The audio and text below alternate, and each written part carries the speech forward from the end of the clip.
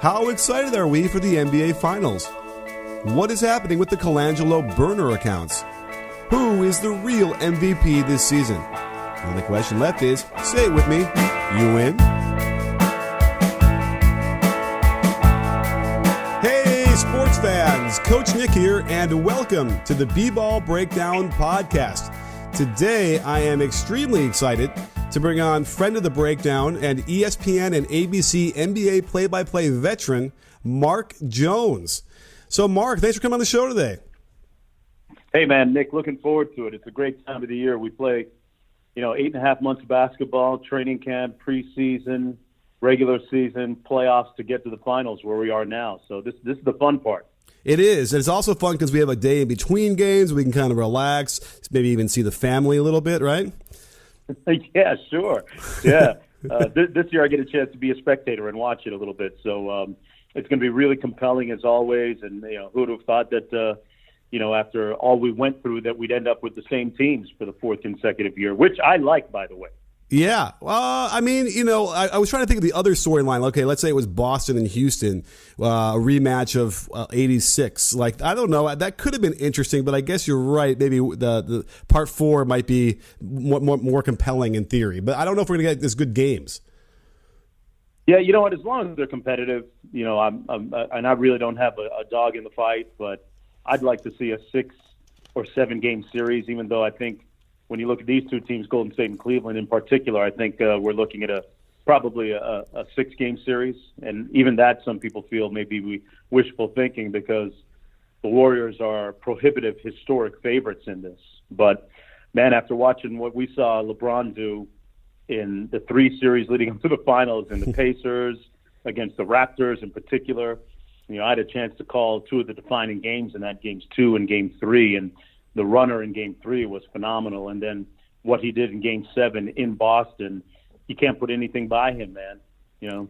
We've talked about that in some of the videos where, and actually LeBron has commented that 2 points is not necessarily 2 points, especially when you're talking about him against Toronto. Could you feel that, like when you're in the stadium and he's hitting that kind of a shot?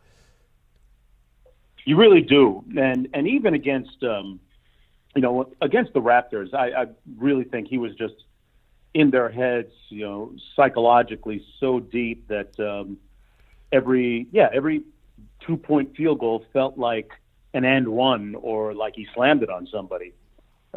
He beat them with so many timely buckets, and it had an impact on them that went beyond that play, and it went into the next one and the one after that.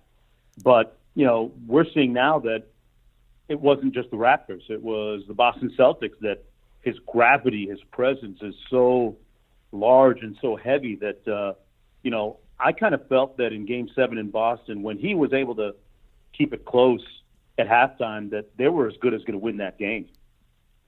For sure. I mean, once you realize that, because, they were basically blowouts in Boston before that. So once you realize that there was going to be a game and Boston had a little bit more of the sort of road yippies going on that looked like they had on the road in the past few games, I definitely felt that way. And you know what? You want to give Boston a pat in the back, right? They really did the best they could, I thought, with what they had. It certainly speaks volumes for what could happen next year. Although I guess there's a lot of moving parts on that end. I mean, do you even think that LeBron is going to suit up in Cleveland again next year? You know what? That's the big debate right now. And I'm one of those people that thinks that he's prone to stay. He just seems comfortable there. I think he's more apt to stay and have Kobe Altman, the general manager, and Dan Gilbert, who's proven that he has no problem going into the luxury tax and even the repeater tax where they are, that it's not an issue. So, hey, you know what? If LeBron picks up the phone and calls Paul George and calls a couple of other guys, he can put his team together again. And, the problem is they've got a couple contracts there that might be kind of tough. But if they bring in one more guy and if they can rehabilitate Kevin Love a little bit, that's a team that can rule the East. Right now, I think, everyone talks about Boston, and they did have a great postseason. They've got Tatum and Brown on the wings, and they get back Kyrie and, Gordon Hayward next year.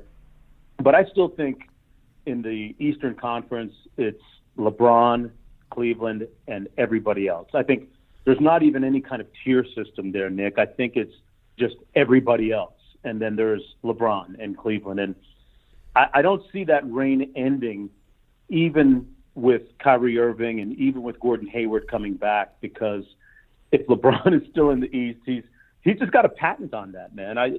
It's inexplicable to watch what he did to a 59-win Raptors team this year, to watch what he did to a Boston team that hadn't lost in the playoffs this year in Game 7 when it counted most. Is phenomenal, and something now that you think that he can do it over and over again. Right. And like we said, that mental edge that he has over these teams, that's why I was almost thinking it was good to have guys like Tatum they're almost like too young to know that they're supposed to be, intimidated by him. And quite honestly, you kind of saw that, right? Tatum was the one guy who really came to play across all those games. But you're what the kids call an NBA insider. Do you think there's anything to this notion that we'd read about during the year that perhaps LeBron isn't? Perhaps people may not want to go play with him. There seemed to be a little bit of some reporting in the middle of the year about that kind of thing, and certainly when you go to play with LeBron, you have to change your game a bit. So, is there anything to that? Do you think? I don't know if it's so much a situation, Nick, where guys don't want to play with him. I think when you're in Cleveland and you're Kyle Korver, or if you're a Jordan Clarkson, or if you're a Rodney Hood, there's a process that you have to go through to learn to play with him. And when I was doing the Raptors Cavaliers series and had a chance to visit with Kyle Korver for about 20, 25 minutes before the game, he told me that it took him a little bit to learn how to play with LeBron, because your game has to morph into something that fits with him, because he is a ball-dominant guy, but he's a guy that does like to pass. And if he gets to a point where he trusts you, he's going to get to you a lot. And that's the challenge is, for guys like, Korver's there. I think J.R. Smith is there at times. But for a guy like Jordan Clarkson, who was second in the NBA in points off the bench, only behind Lou Williams during the regular season, who seemingly hasn't made a bucket since he got to Cleveland in the postseason especially. And the same can be said for Rodney Hood.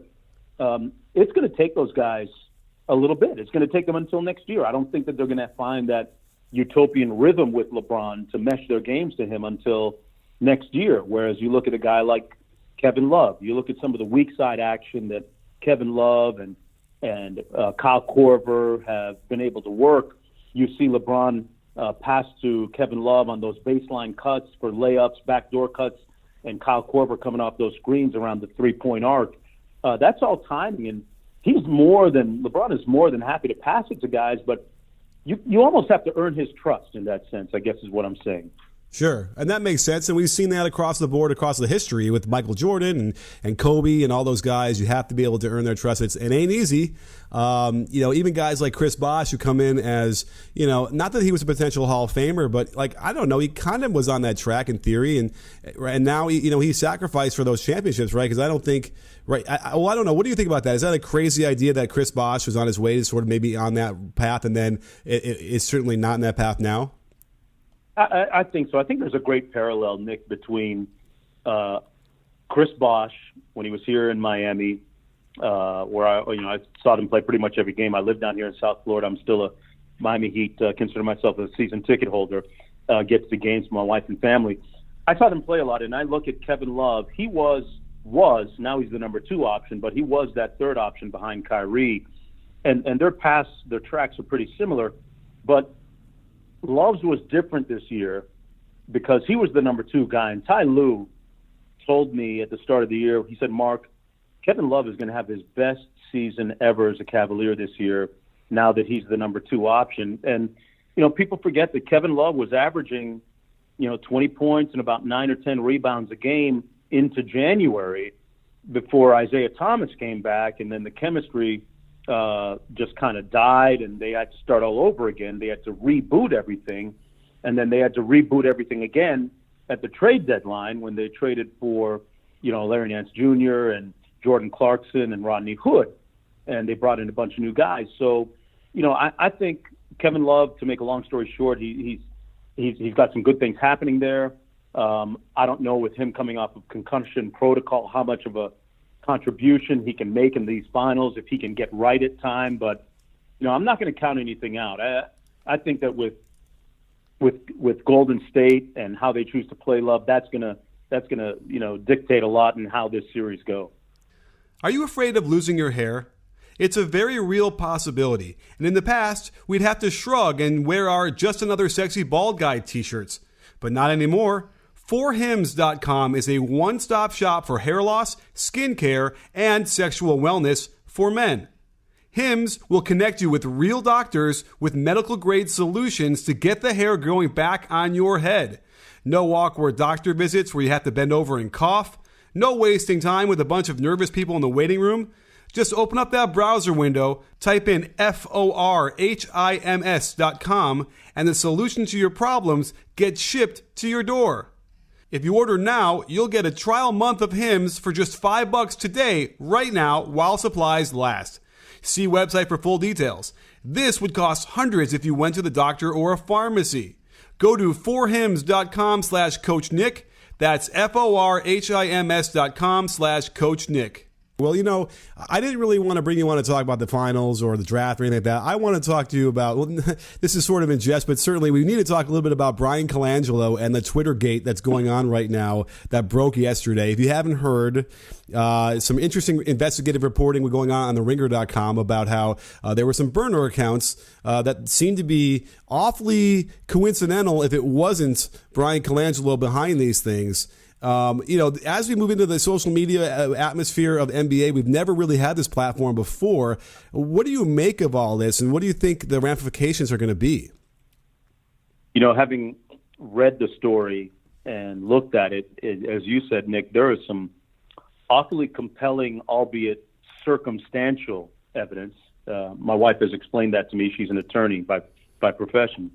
But if any of there are 4 or 5 accounts. If any of this is true, even a small degree of it, where one of the accounts apparently talked about Jahlil Okafor perhaps failing a physical, and that's why one of the trades fell through. If any of this is true, then it's pretty condemning, and I would think that there's going to be some house cleaning going on, at Philadelphia, and that's going to be hard for him to earn a degree of trust back with people across the league, not just Philadelphia, but other general managers with other teams.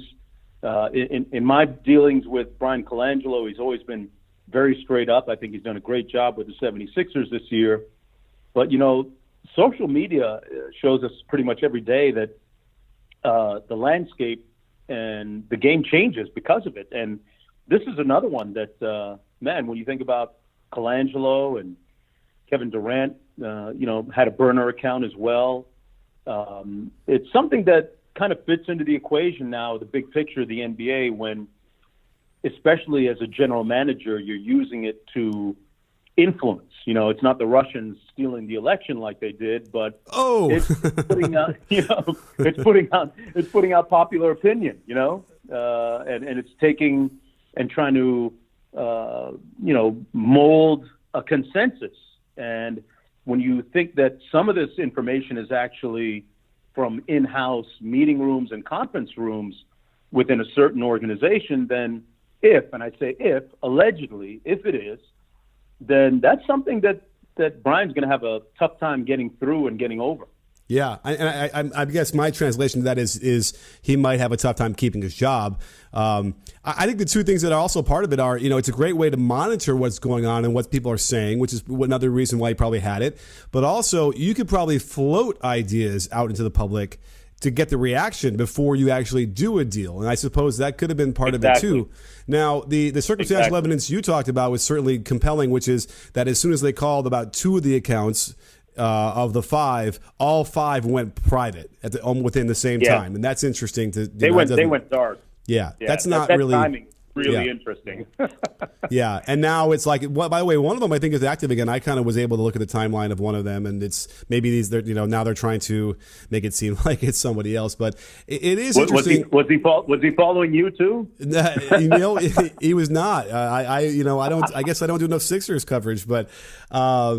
It was bad, and some of the things about the Jahlil Okafor's medical stuff was interesting too, and prompting reporters to ask questions about it, about stuff that seemed to be insider information. So it is fascinating, and certainly just one in the long line of interesting storylines this year that have come out. All sorts of interesting stuff. I mean, even the Cavs stuff with like LeBron in January, sort of throwing his hands up until a trade could be made, and there was a really good thread on Twitter yesterday that sort of listed all the crazy storylines that just one after the other this year. Did it feel that way to you, or did you feel like this is sort of a ho-hum season? You know what? For me, the regular season is kind of a week-to-week, game-to-game thing. And, when I reflect on the regular season right now, I think of, the Houston Rockets, the great regular season they had. I think of Golden State shutting it down at one point because they were so banged up. They realized they were locked into the number 2 seed in the West.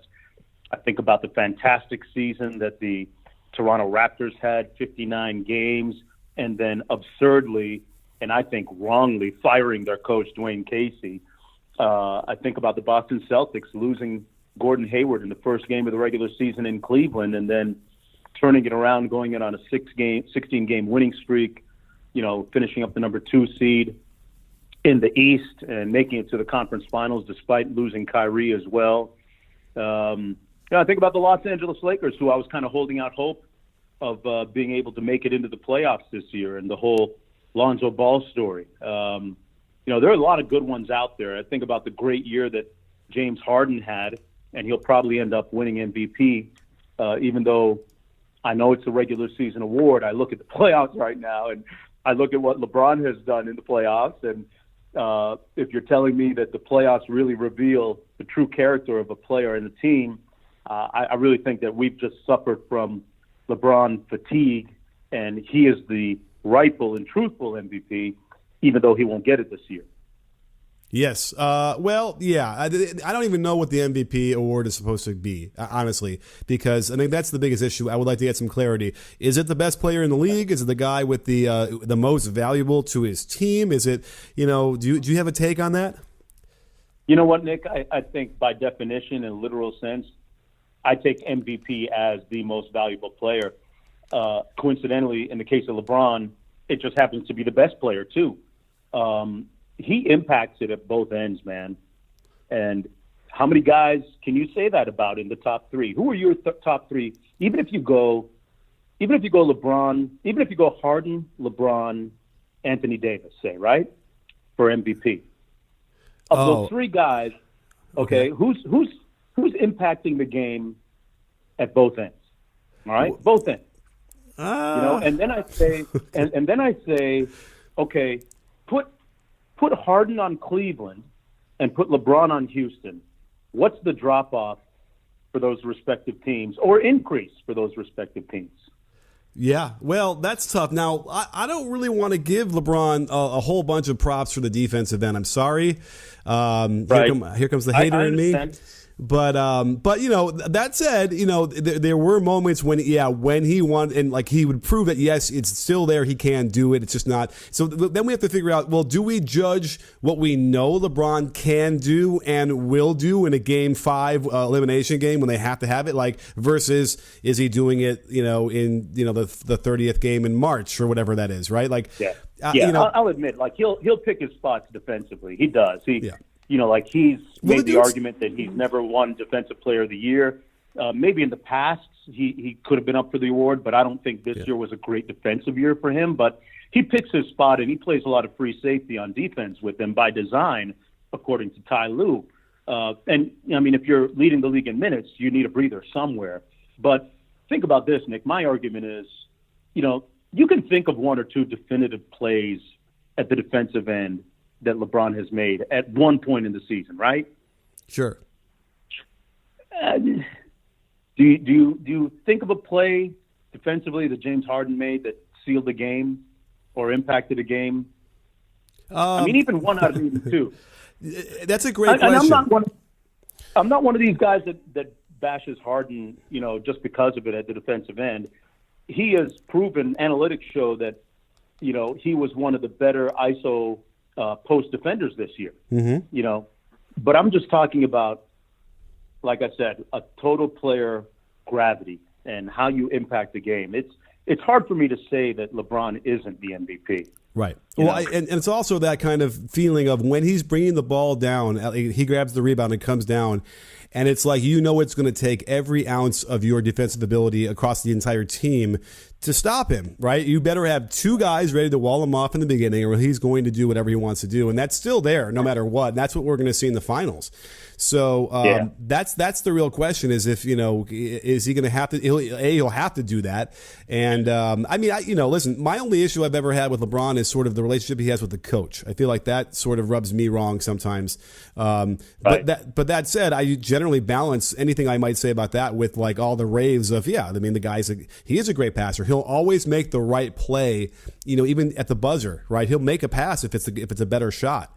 To the detriment of him, like he'll get criticized to no end for that, but that's the right play. So, it's an interesting relationship. It's hard for me to grasp with that, and especially growing up with Michael Jordan and growing up in Chicago, there's another dynamic there, which I'm sure you could probably recognize too, being the same age.